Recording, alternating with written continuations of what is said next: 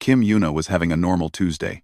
She stood in the quiet halls of the National Museum of Korea, her nose almost touching the glass case that held a golden crown from the Silla dynasty.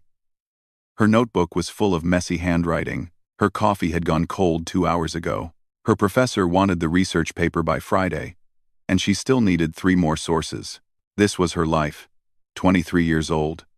Graduate student. No boyfriend. No money. Just old artifacts and older books. She pushed her glasses up her nose and wrote another note. The crown's goldwork showed signs of the air changed. Yuna felt it before she saw it. A pressure, like being deep underwater. The lights in the museum flickered. Other visitors looked around in confusion. A child started crying. Then the light came. It was blue and white, and so bright that Yuna threw her arms over her eyes. She heard screaming. She heard glass breaking. She felt her feet leave the ground. And then she felt nothing at all. When Yuna woke up, she was cold. She was lying on a metal floor. The metal was black and smooth, like polished stone. Above her, the ceiling was made of crystal that glowed with soft purple light. She could see stars through it. Real stars.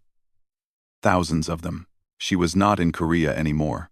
Yuna sat up slowly. Her head hurt. Her notebook was gone. Her coffee was definitely gone. She was still wearing her old jeans and her university hoodie with the coffee stain on the sleeve. "The specimen is awake," said a voice. Yuna turned and screamed. The creature standing over her was massive. It stood on 2 legs like a human, but that was where the similarity ended. Its body was covered in dark green scales that shimmered like metal. Its head was long and pointed, with a mouth full of teeth the size of kitchen knives. Its eyes were gold with black slits for pupils. It was a dragon. A real, actual dragon. Standing upright. Wearing armor. "Do not make noise," the dragon said. Its voice was deep and rough, like rocks grinding together. "You will come with us." Yuna's mind went blank. Her legs would not move. Her voice would not work. She could only stare as 2 more dragons stepped forward and grabbed her arms. They were strong. So strong that Yuna's feet barely touched the ground as they carried her through long hallways of black metal and purple crystal. She saw other creatures along the way. Some looked like insects the size of cars. Some looked like floating jellyfish made of light. Some she could not even describe. None of them looked human. None of them helped her. The dragons brought her to a large room and threw her onto the floor. Yuna landed hard on her hands and knees. Pain shot up her arms. "Stay," one of the dragons commanded, like she was a dog. Then they left. Yuna was alone. She looked around the room. It was some kind of cell. The walls were smooth metal with no windows. There was a small bed in the corner, and a hole in the floor that she did not want to think about. A faint blue light came from the ceiling. Yuna crawled to the corner and hugged her knees to her chest. She did not cry. She was too shocked to cry. Her brain kept trying to make sense of what was happening, and it kept failing. Dragons. Real dragons. Spaceships. Stars. She had been abducted by aliens. Alien dragons. "Okay," she whispered to herself. "Okay. Okay. Okay." She said it over and over until her breathing slowed down. "Think, Yuna. Think." She was a researcher. She studied history. She looked at evidence and made conclusions. So, what was the evidence here? The dragons had called her a specimen. That meant they were studying humans, or collecting them. Neither option was good. They had taken her from a museum. Was that random? Or did they want someone from a museum specifically? The ship was advanced. Very advanced. These creatures had technology far beyond anything on Earth. That meant humans were primitive to them. Weak. Unimportant. Yuna felt sick. Hours passed. Maybe. It was hard to tell time in a cell with no windows. Finally, the door opened. A new dragon entered. This one was different from the soldiers. Its scales were a deep purple, almost black. It wore flowing robes instead of armor. Around its neck hung a golden medallion with strange symbols. "Human," it said. Its voice was smoother than the soldiers', almost gentle.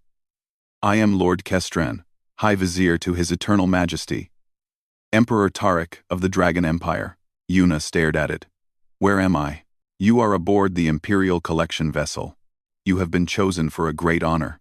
I want to go home." Lord Kestran made a sound that might have been a laugh. "What you want does not matter. You are here because the Empire requires a representative of your species." "Lord, about a representative? For what?" The dragon stepped closer. Yuna pressed herself against the wall. "Your planet has been discovered by the Empire," Lord Kestran explained. "As is tradition, your species must present tribute to the Emperor. You must prove that your civilization has value. If the Emperor finds your tribute worthy, your planet will become a vassal of the Empire. You will serve us, and we will allow you to live."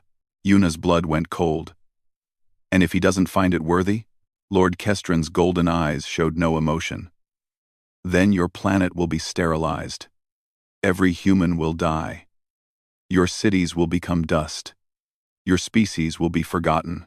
The words hit Yuna like a physical blow. "You can't, that's billions of people. The Empire has destroyed many species," Lord Kestran said simply. "Yours would not be the first. Or the last." Yuna felt tears finally coming. "I'm just a student. I don't have any treasure. I don't have anything." "Then you should hope you find something." Lord Kestran turned to leave. "You have 3 days before we reach the Imperial Palace. I suggest you use them wisely." The door closed. Yuna sat in the darkness for a long time. 3 days. She had 3 days to save her entire species. She had no treasure, no weapons, no power. She was one small human girl in a universe full of monsters, but she was not stupid. If the dragons wanted treasure, that meant they valued things. Art, artifacts, objects with history and meaning. Yuna knew about those things. She had spent her whole life studying them. Maybe, just maybe, that knowledge could save her. Yuna wiped her eyes and stood up. She needed to learn everything she could about the Dragon Empire. She needed to find their weakness. She needed to think like a researcher. Because Kim Yuna was not going to let her planet die, not without a fight. The Imperial Palace was the size of a moon. Yuna saw it through the crystal ceiling of the ship as they approached. It was a massive structure floating in space, made of black stone and gold metal. Towers rose from its surface like claws reaching for the stars. Ships flew around it like insects around a hive. Thousands of ships. Maybe millions. Her stomach twisted with fear. For 3 days, Yuna had done nothing but ask questions. The guards ignored her, but one young dragon soldier had been willing to talk. His name was Talin, and he was curious about humans. He had never seen one before. From Talon, Yuna learned many things. The Dragon Empire was 10,000 years old. It ruled over 1,000 conquered worlds. The Emperor, Tarek, was ancient and powerful. He had personally killed the leaders of 12 species. He collected treasures from every world he conquered. His collection was legendary, and every new species had to present tribute from their own world. If the tribute was good enough, the species lived. If not, they died. What makes a tribute good enough? Yuna had asked. Talon had thought about it. The Emperor likes things that are old, things with history, things that show a species had greatness once. Once? The Emperor believes all species were great once, Talon explained. Then they became weak. Only the dragons stayed strong. The tribute proves what a species used to be, before they failed. Yuna had filed that information away in her mind. Now, as the ship landed inside the palace, she felt the weight of what was coming. She had no treasure. She had nothing from Earth except her clothes and her knowledge. That would have to be enough. The doors opened. 2 dragon soldiers grabbed her arms and pulled her out of the ship. Yuna's feet touched black stone that was cold, even through her sneakers. The air smelled like smoke and metal. They walked through endless hallways. Everything was huge. The ceilings were so high that Yuna could barely see them. The doors were big enough for giants. She felt like an ant in a house built for gods. Other creatures filled the halls. She saw more dragons in different colors: red ones, blue ones, gold ones. She saw aliens of other species too. Some walked on many legs. Some floated, some slithered. All of them looked at her with curiosity or disgust. "Human," someone hissed as she passed. "So small," another voice said. "Pathetic species." Yuna kept her head down and kept walking. She could not afford to react. She needed to save her energy for what was coming. Finally, they reached a massive door made of gold. It was carved with images of dragons breathing fire, conquering armies, standing over fallen enemies. Above the door, words in a language Yuna could not read glowed with red light. Lord Kestron appeared beside her. "This is the throne room," he said. "Inside, you will face the Emperor. You will present your tribute. You will not speak unless spoken to. You will not look at the Emperor unless he permits it. You will kneel and stay kneeling until told otherwise. Do you understand?" Yuna nodded.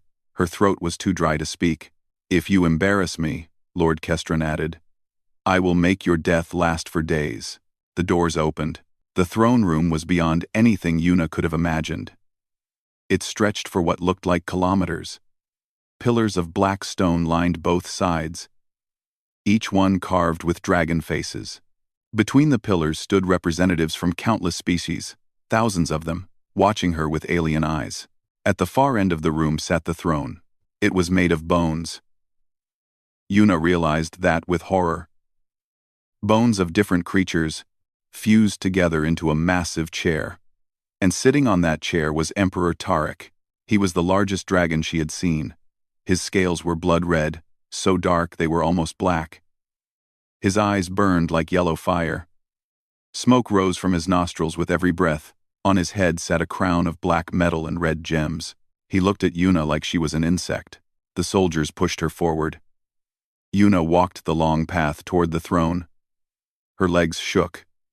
Her heart pounded so hard she could hear it. But she kept walking. When she was 20 meters from the throne, she fell to her knees. The stone was hard and cold. "So," Emperor Tarek spoke. His voice was like thunder. It echoed through the entire room. "This is what humanity sends me. A single female. A child." Yuna said nothing. She stared at the floor. "Look at me, human." She raised her head. The Emperor's eyes burned into hers. "Where is your tribute?" he asked. "Where is the treasure of your world? Where is the treasure of your world?" Yuna's voice came out as a whisper. "I have none, Your Majesty." The room went silent. Then the laughter started. It came from everywhere. Dragons laughed. Other aliens laughed. The sound was like an earthquake. Yuna felt her face burn with shame. "None?" The Emperor leaned forward. "You come before me with nothing?" "I was taken without warning," Yuna said. "I had no time to prepare. That is not my concern." The Emperor's voice grew cold. "Your species has failed to show respect. Perhaps I should simply destroy your planet now." And, wait, the word came out before Yuna could stop it. The laughter died instantly. Emperor Tarek's eyes narrowed. "Did you just interrupt me?" Yuna's heart stopped. But she could not take the word back now. She had to keep going. "Your Majesty," she said quickly, "I may not have brought treasure from Earth, but I can offer something more valuable. And what could a primitive human possibly offer the Dragon Empire?" Yuna took a deep breath. This was her only chance. The truth. She pointed at a pedestal near the throne. On it sat a golden mask. She had noticed it when she walked in. It was beautiful. It was old. It looked like it came from ancient Korea, and she recognized it. "Your Majesty collects treasures from many worlds," Yuna said. "That mask is supposed to be from Earth. From my people. From the ancient Scylla kingdom, over 1,000 years old." Lord Kestron stepped forward. "That is the crown of the human kings. It is one of our most prized possessions. It proves your species once had." "It's a fake," said Yuna. The silence that followed was absolute. No one breathed. No one moved. Even the smoke from the Emperor's nostrils seemed to stop. Yuna looked at the mask, then back at the Emperor.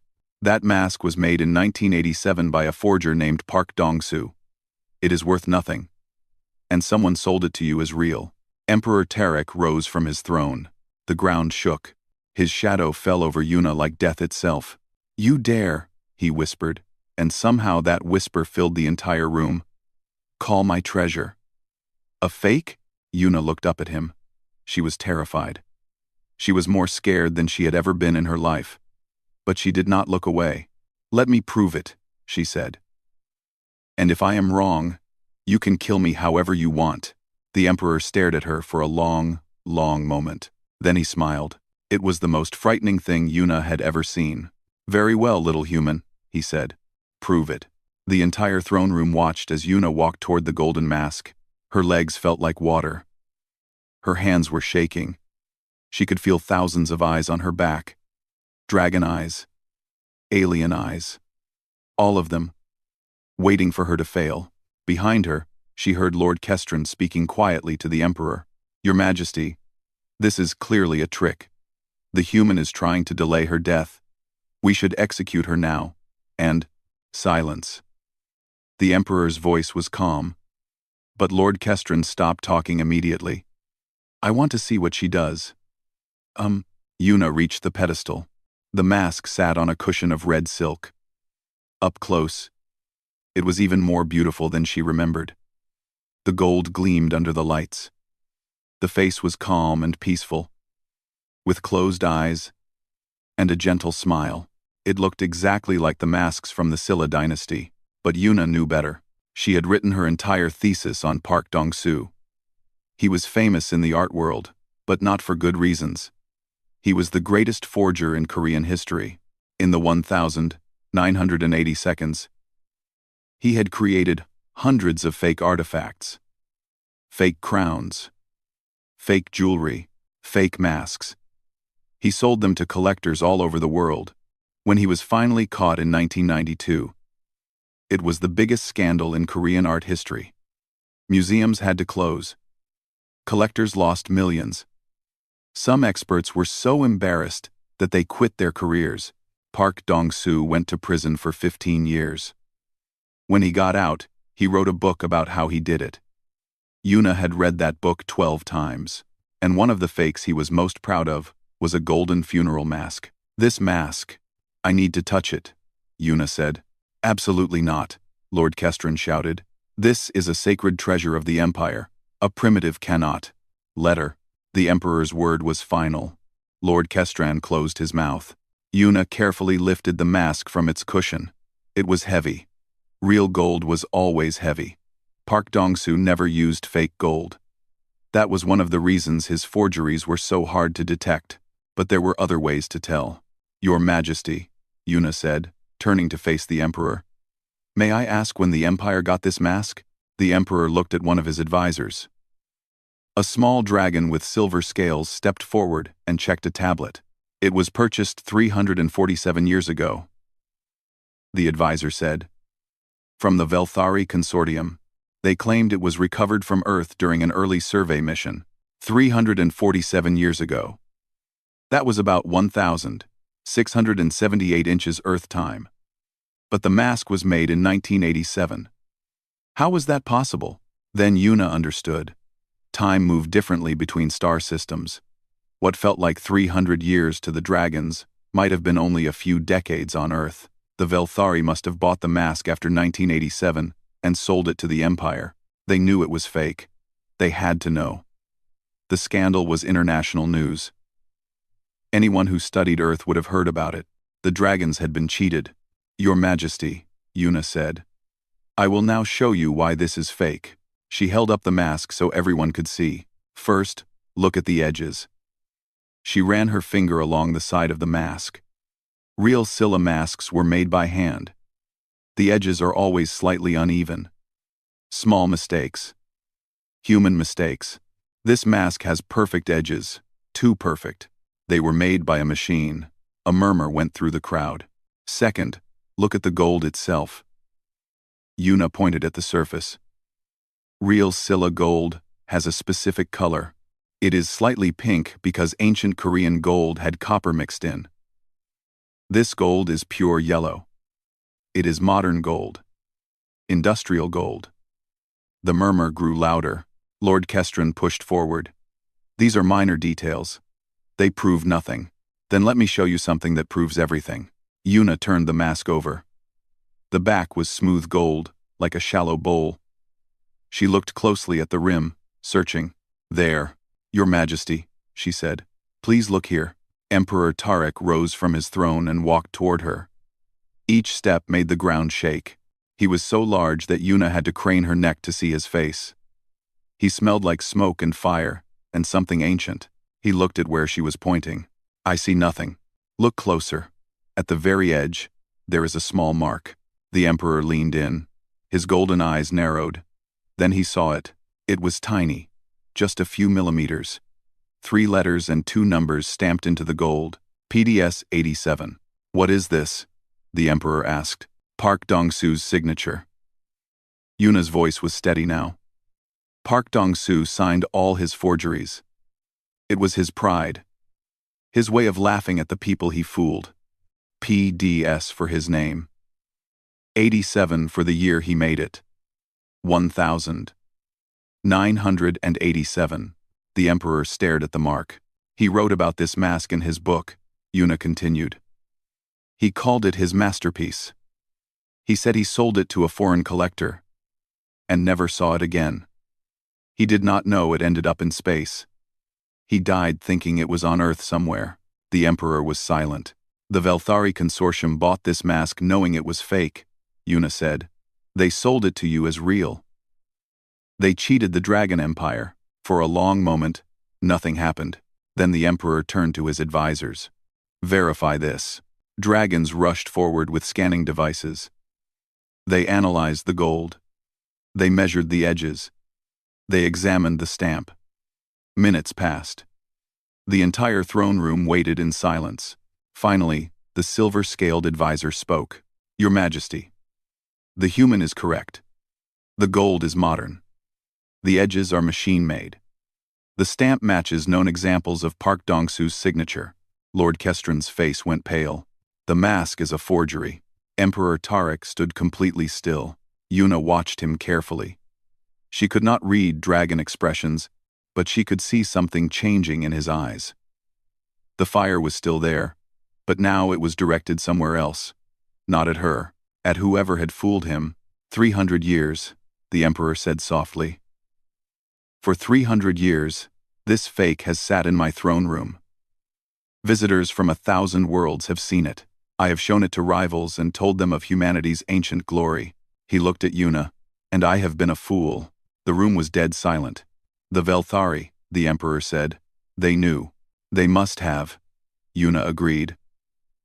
The scandal was famous. Any species that studied Earth would have learned about it. The Velthari research planets before they trade with them. They would have known. Quote, they laughed at me. The Emperor's voice was quiet, but it carried through the entire room. For 3 centuries, they laughed at me. His scales began to glow. Red light pulsed under them like lava under stone. The temperature in the room rose. Yuna stepped back, suddenly afraid. Your Majesty, Lord Kestrin said quickly. We should not make decisions in anger. Perhaps there is an explanation. Silence. The word was fire. Lord Kestrin flinched. Emperor Tarek turned to Yuna. His eyes burned into hers. You, he said. You did not have to tell me this. You could have let me believe the lie. Why? Yuna thought about the question. Because the truth matters, she said finally. And because my planet's fate depends on proving that humans have value. I could not bring you treasure. But I could bring you truth. I hope that is enough. The Emperor studied her for a long time. Then he laughed. It was not a cruel laugh. It was a real laugh, deep and rumbling, like thunder that was not angry. A human girl, he said, with no weapons and no power, walks into my throne room and exposes a deception that my entire empire missed for 3 centuries. He shook his head slowly. Your species is more interesting than I thought. The throne room exploded into chaos. Dragons shouted at each other. Advisors ran back and forth with tablets and documents. Representatives from other species whispered among themselves. Watching the scene with wide eyes, the Emperor had been fooled. The Great Terek, terror of 1,000 worlds, had been displaying a fake treasure for 300 years. Everyone had seen it. Everyone had admired it, and it was worthless. This was the biggest scandal in the history of the Dragon Empire. Lord Kestrin grabbed Yuna's arm and pulled her aside. "You stupid creature," he hissed. His purple scales had turned almost black with rage. "Do you understand what you have done? You have humiliated the Emperor in front of the entire court. He will destroy your planet just to erase this shame." Yuna pulled her arm free. "I told the truth. If your Emperor punishes truth-tellers, that says more about him than about me. You dare." "Kestrin." The Emperor's voice cut through the noise. "Release the human." "Kestrin. Release the human." Lord Kestrin's claws opened immediately. He stepped back, bowing his head. The Emperor walked toward them. The crowd parted before him like water. When he reached Yuna, he looked down at her with those burning golden eyes. "Tell me about the Velthari," he said. "I do not know much about them, Your Majesty. Only what Talon told me." "Talon? A soldier on the ship." He answered my questions. The Emperor made a small gesture. Somewhere in the crowd, a young dragon was probably getting very nervous. "The Velthari are a trading species," a silver-scaled advisor explained. "They have no military power, so they survive by being useful. They find rare items and sell them to greater powers. They have traded with the Empire for over 1,000 years. They are supposed to be our friends," another dragon added.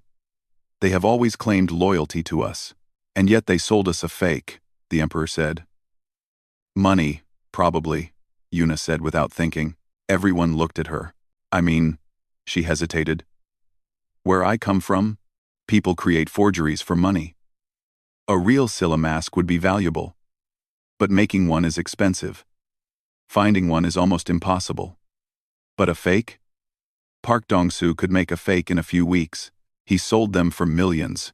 So the Velthari paid little for a fake and sold it to us for the price of a real artifact," the silver advisor said slowly. "That is my guess," Yuna agreed. "And they knew dragons had never met humans. You could not ask anyone to verify it. You had to trust them." The Emperor's scales pulsed with angry red light. "They used our trust against us." "Yes." For a long moment, the Emperor said nothing. Then he turned to his advisors. "How many items in my collection came from the Velthari?" There was frantic checking of records. "Approximately 1,200 items, Your Majesty." "And how many of those have been verified by experts from the original species?" Silence. We do not typically verify items after purchase, Your Majesty. The Velthari have always been reliable. Untanges. Until now." The Emperor looked at Yuna. Something had changed in his expression. Before, he had looked at her like she was nothing. An insect. Now he looked at her like she was something else. Something interesting. "Human," he said. "What is your name?" "Yuna, Your Majesty. Kim Yuna." "Kim Yuna."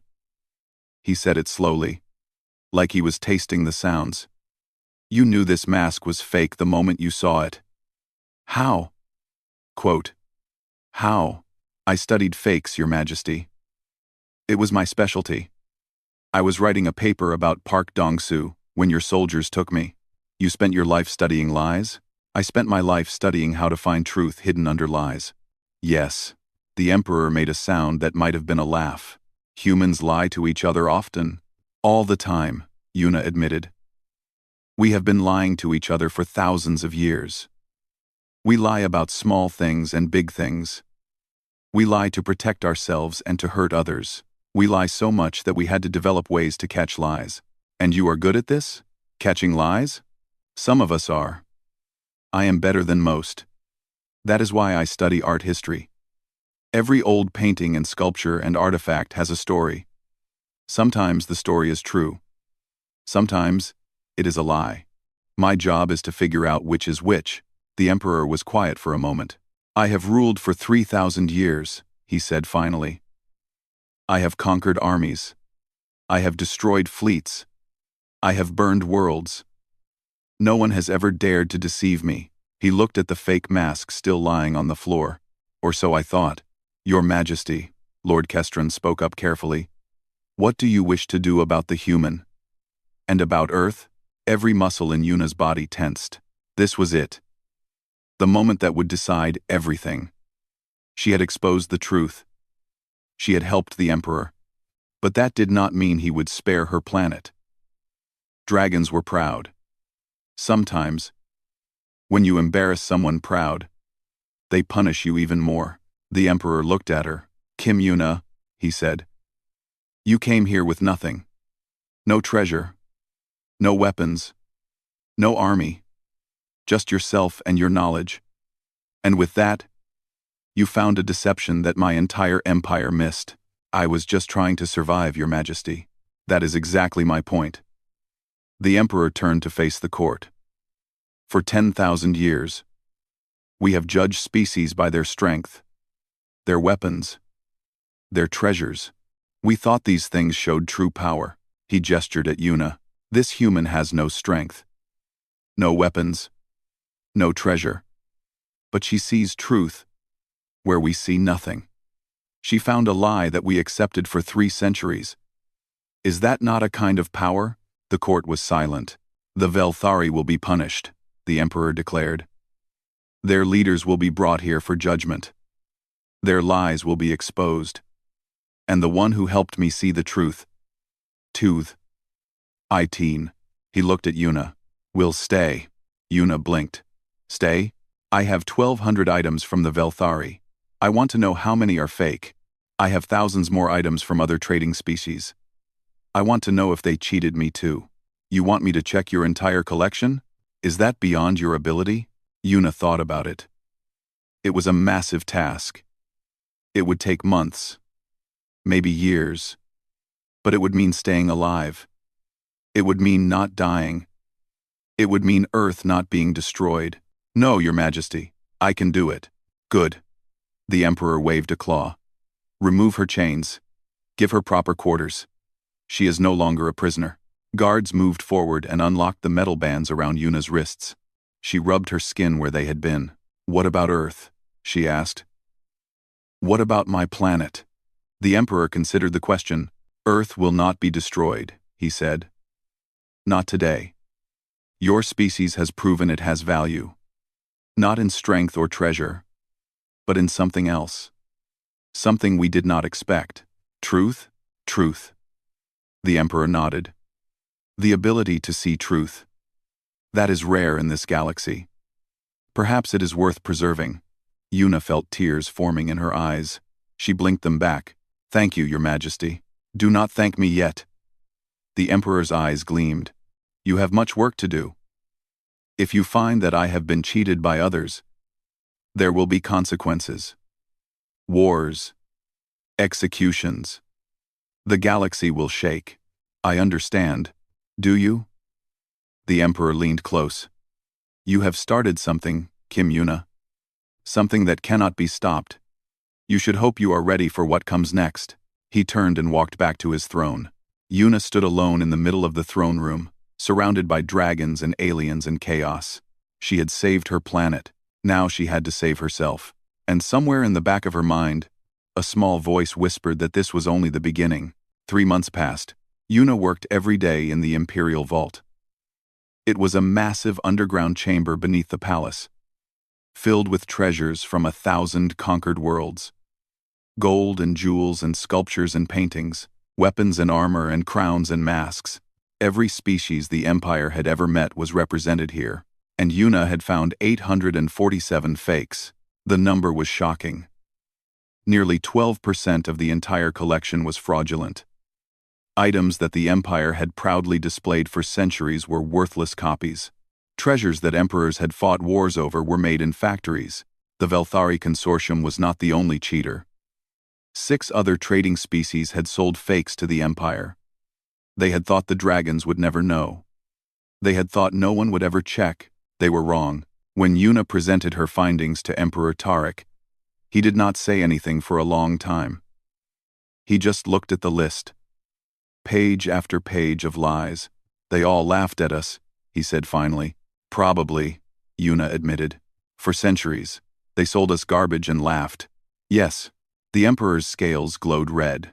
The temperature in the room rose 10 degrees. Then, slowly, the light faded. The heat dropped. The Emperor looked at Yuna with something that might have been respect.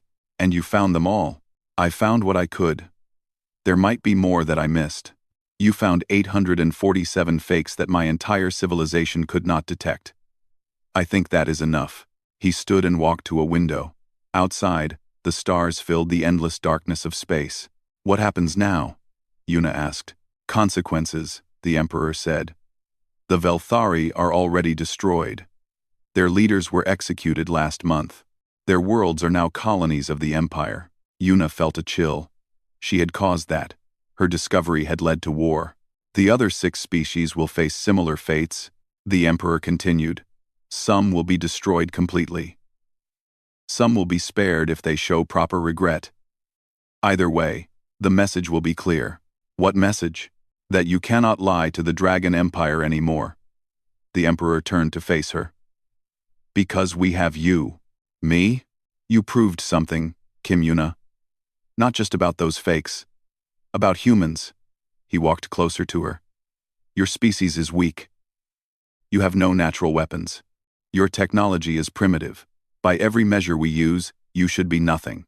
But you see things we cannot see. You catch lies we believe. You have spent so long deceiving each other that you evolved to find deception. The Emperor shook his head. That is terrifying.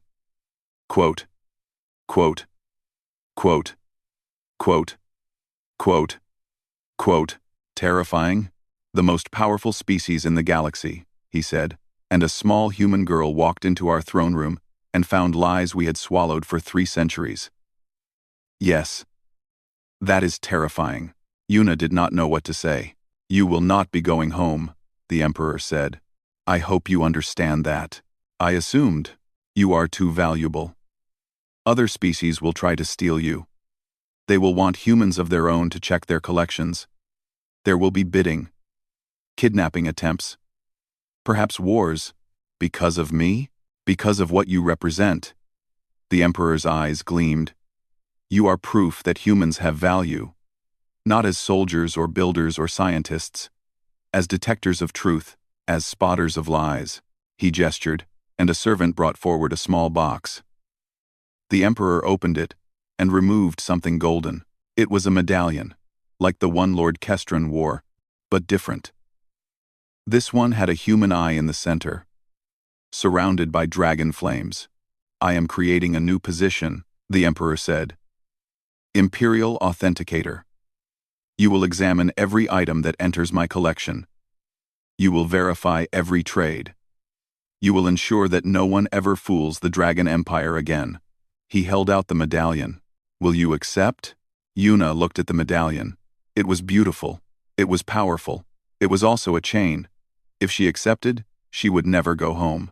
She would spend her life in this palace, looking at treasures, searching for lies.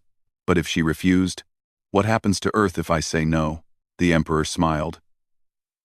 It was not a nice smile. Earth will become a vassal state. We will take your resources. We will draft your people for labor. You will survive, but you will serve. And if I say yes, Earth becomes an ally. Not a vassal. An ally. The first species ever granted that status, without military victory. The Emperor's eyes met hers. Your people will trade with us, as equals. You will send us more humans who can do what you do. In time, you may become one of the great powers of the galaxy. It was not really a choice. One path led to slavery, the other led to hope. Yuna took the medallion. I accept. The Emperor nodded. Good. He turned and walked back to his throne. At the door, he paused. One more thing, Kim Yuna. Yes, Your Majesty? I have ruled for 3,000 years. I have met thousands of species. Almost all of them tried to impress me with strength, with weapons, with threats. He looked back at her. You are the first to impress me with truth. I did not have anything else to offer. No. The Emperor's voice was strange, almost soft. You had everything else to offer. You just did not know it. He left. Yuna stood alone in the chamber, holding the golden medallion. Through the window, she could see the stars. Somewhere out there, impossibly far away, was Earth, her home, her family, her friends. She might never see them again, but she had saved them. A month later, the first human delegation arrived at the Imperial Palace. They came on a dragon ship, escorted by the Imperial fleet. There were scientists, and artists, and historians, all of them chosen for one skill, the ability to spot fakes. Yuna met them at the landing bay. A young man named Junho ran forward and hugged her so tight she could not breathe. You're famous, he shouted. Everyone on Earth knows your name. Kim Yuna, the girl who talked back to a dragon. I did not talk back, Yuna said, embarrassed. You saved us. A woman named Mira joined the hug. Our whole planet. They were going to destroy us. More humans crowded around. Yuna felt tears on her face. She had not cried in months. There had been no time. But now, surrounded by her own kind, she let herself feel. That night, there was a feast in the Imperial Hall. Emperor Tarek sat at the head of the table. Yuna sat at his right side. Around them, dragons and humans ate together. It was strange. It was impossible. But it was real. Your Majesty, Yuna said during a quiet moment. Can I ask you something? 2. You may. Why did you spare us? Really? You did not have to. You could have destroyed Earth and no one would have questioned it. The Emperor was silent for a long time. He looked at his goblet, filled with something that glowed like liquid fire. When you walked into my throne room, he said finally, I saw a weak creature. Small, soft, fragile. I thought you were nothing. And now? Now I see something else. He looked at her. I see a species that survived for 100,000 years on a dangerous world with no claws, no scales, no fire. I see a species that lied to each other so often that they learned to catch every lie. I see a species that values truth so much they will tell it even to a dragon emperor who could kill them with a single breath. He raised his goblet. That is not weakness. That is a different kind of strength. One I have never seen before. Yuna raised her own cup. To truth? To truth. The Emperor drank. The most dangerous weapon in the universe. Outside the palace, the stars burned cold and bright. Somewhere among them, Earth spun slowly on its axis. Its people looked up at the night sky and wondered what was out there. They would learn soon. The galaxy was about to discover that humans were not just another weak species to conquer. They were something new, something strange, something terrifying. Because in a universe full of lies, the species that could see truth was the most powerful of all. And it all started with one girl, one fake mask, and 3 simple words. It's a fake.